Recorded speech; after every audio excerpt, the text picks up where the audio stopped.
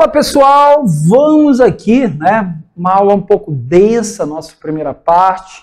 Eu peço que você que está aqui na nossa plataforma de cursos online, Sou Concurseiro Passar, né?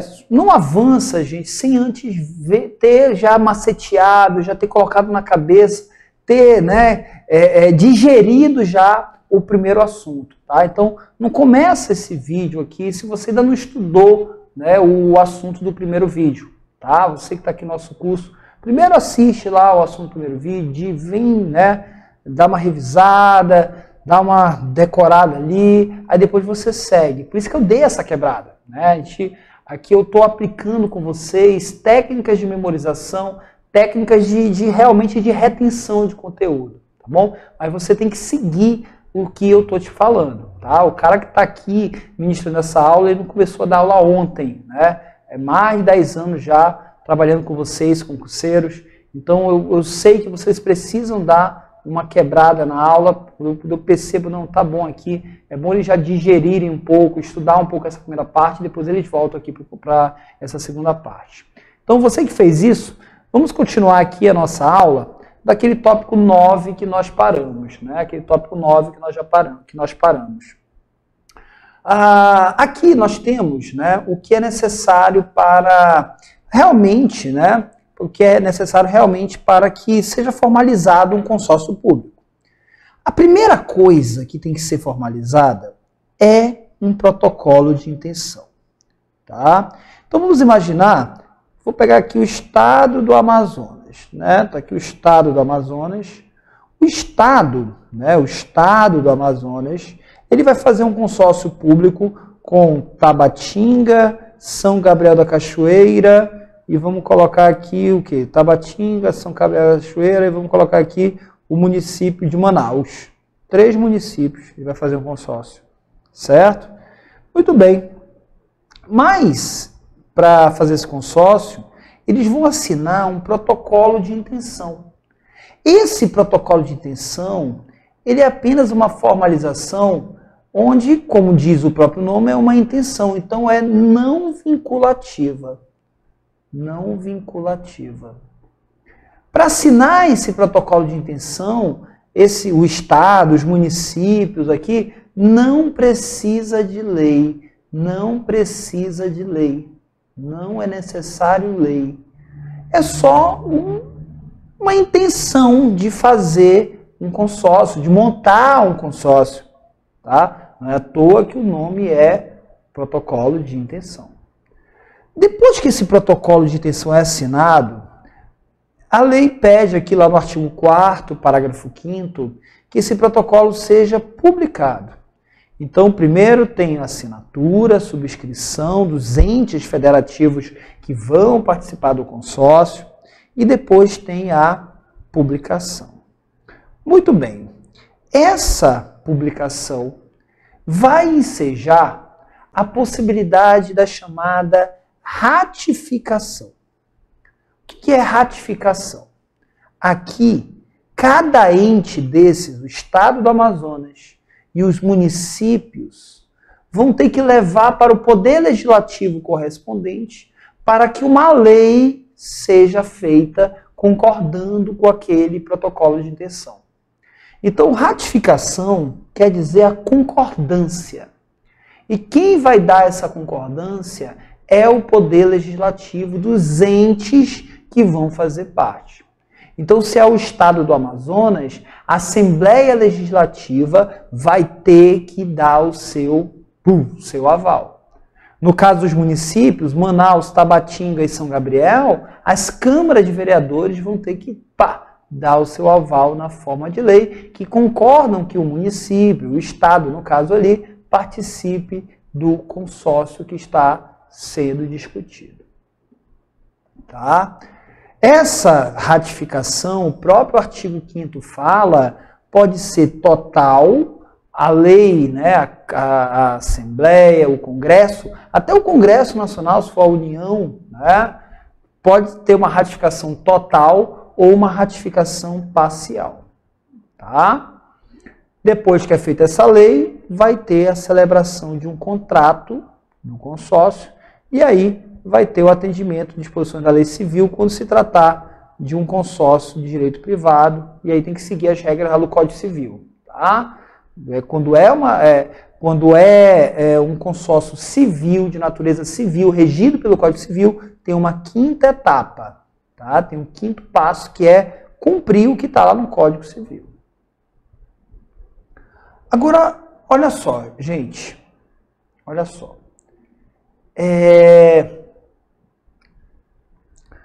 Vamos imaginar que o município de Manaus, ele assinou um protocolo de o quê? De intenção. Certo? Ele assinou um protocolo de intenção. Esse protocolo de intenção vai lá para a Câmara de Vereadores de Manaus. Vai lá para a Câmara de Vereadores de Manaus. Para a Câmara de Vereadores ratificar. Tá? Para a Câmara de Vereadores ratificar.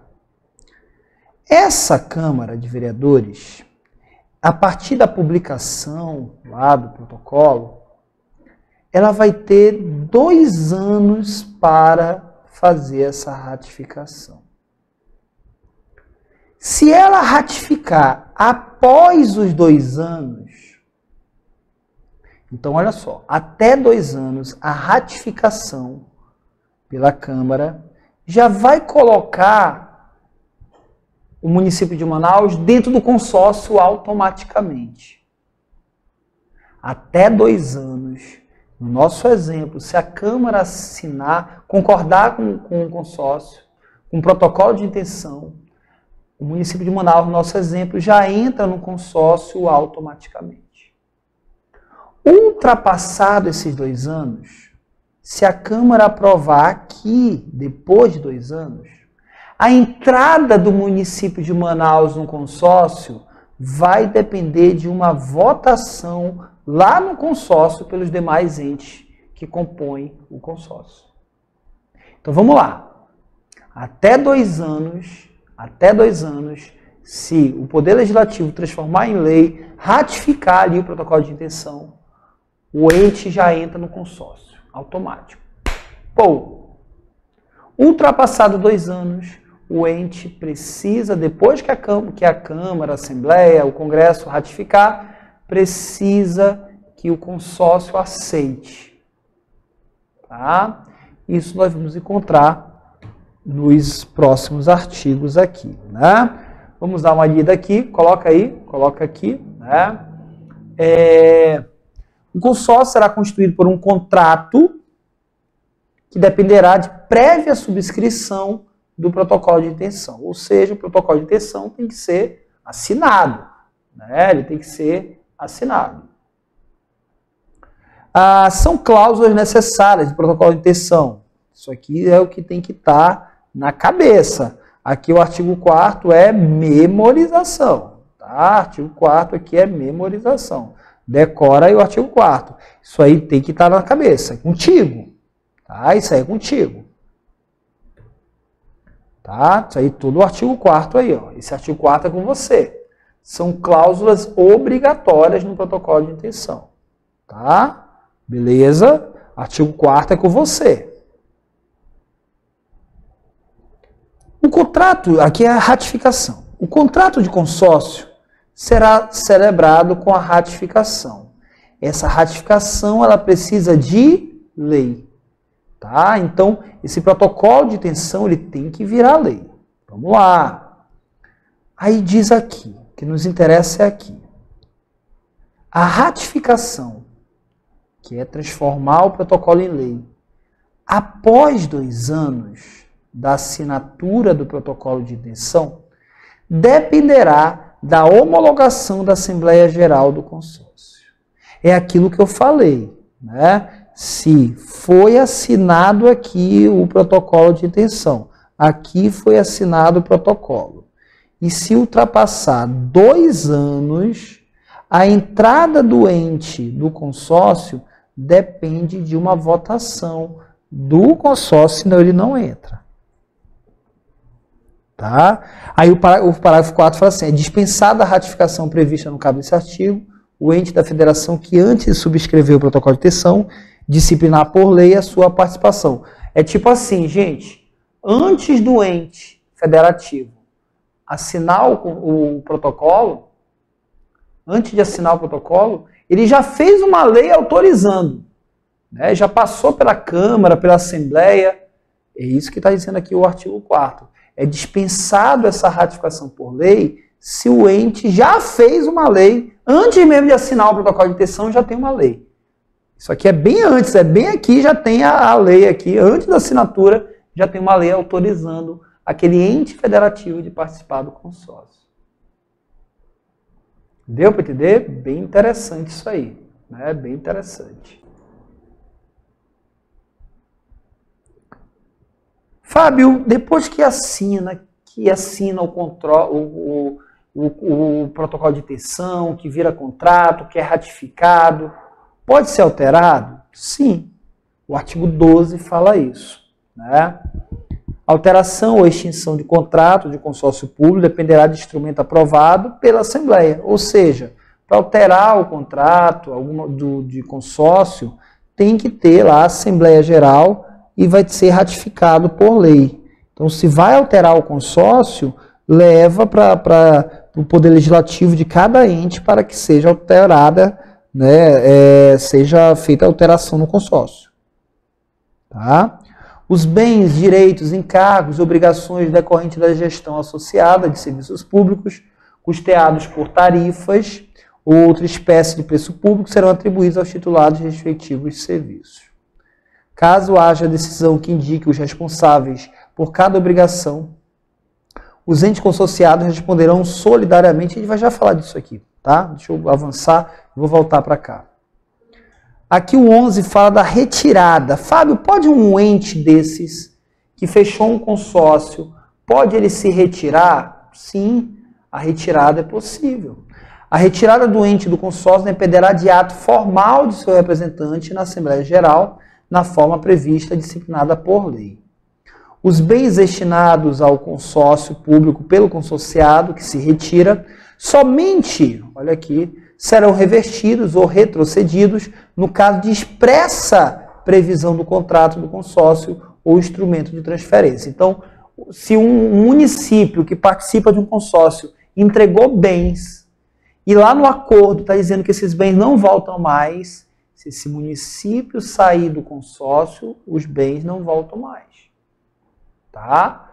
Então, o que é assinado no contrato do consórcio é lei. O que é assinado no contrato de consórcio é lei. Tá? A retirada, né, ou extinção do consórcio não prejudicará as obrigações já constituídas. Tá? Inclusive os contratos de programa cuja extinção dependerá do prévio pagamento das indenizações. Então, se você, ente federativo, já se pronunciou, né, a cumprir alguma obrigação, se você vai se retirar, você vai ter que cumprir. Tá? O que está no contrato tem que ser cumprido, mesmo que você se retire posteriormente. Beleza, beleza, beleza. Tranquilos. E agora temos aqui o que é preciso para a constituição de um consórcio privado. Vocês viram comigo que um consórcio ele pode ser público ou privado. No privado, vai ter que cumprir algumas regras lá do Código Civil. Isso aqui não é tão importante. O que é importante é você saber que tem consórcios públicos e privados. Tá? E aqui, se vai ser criado um consórcio privado, tá, de natureza privada, tem que cumprir o que está no 45 e no 46 do Código Civil, mas isso aqui não é tão cobrado. Muito bem. Artigo 11, né? Artigo 11.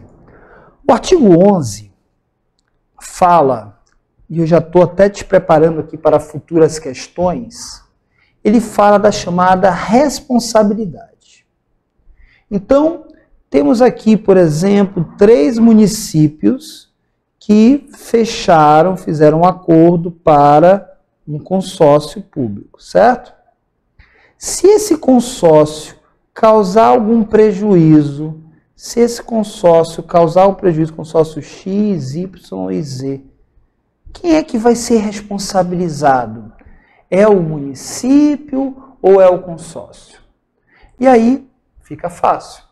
Os entes consorciados, que são entes federados, que participam do consórcio, respondem subsidiariamente, não é solidariamente.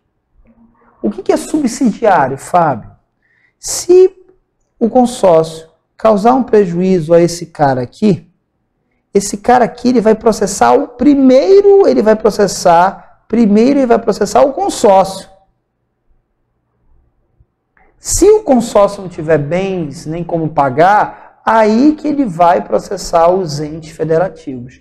É isso que é chamada responsabilidade subsidiária, tá? Então, primeiro quem responde é o consórcio. É igual uma empresa, gente. Quando você cria uma empresa, se a empresa causar um prejuízo para alguém, né, esse alguém vai processar primeiro a empresa, e não você, sócio. É a mesma coisa. Os municípios aqui, no primeiro momento, não vão ser processados. Tem até um ensinamento aqui que adora cair em provas, que eu tirei aqui do livro do professor Celso Antônio Bandeira de Mello. Ele fala o seguinte: a doutrina e a jurisprudência sempre consideraram que quaisquer pleitos administrativos ou judiciais de atos que fossem imputáveis perante elas mesmas ou contra elas teriam que ser propostos não contra o Estado. Teriam que ser propostos e não contra o Estado. Disto que se segue igualmente que, perante terceiros, as autarquias são responsáveis pelos atos próprios. A responsabilidade do Estado em relação a eles é apenas subsidiária. Ou seja, né, nos outros entes federativos, a responsabilidade ela é do próprio ente federativo. Se uma autarquia causa um prejuízo, é ela que vai responder. Se uma empresa pública causa um prejuízo, é ela que vai responder. Nos consórcios é a mesma coisa. O consórcio público ele não é uma entidade da administração indireta, né? Então, quando um consórcio causa um prejuízo, é ele que vai responder. Então, se assemelha, né, para todos os entes da administração indireta, a responsabilidade ela é sempre subsidiária. Responde, no caso de prejuízos, sempre primeiro o ente da administração indireta. Tá? Indireta. Muito bem, muito bem. E para finalizarmos, temos aqui o tópico 12, que é o último tópico aqui da nossa aula, né, de teoria. Aqui, né, fala da contribuição dos entes, né? A forma correta dos entes contribuírem para o consórcio com a entrega de recursos.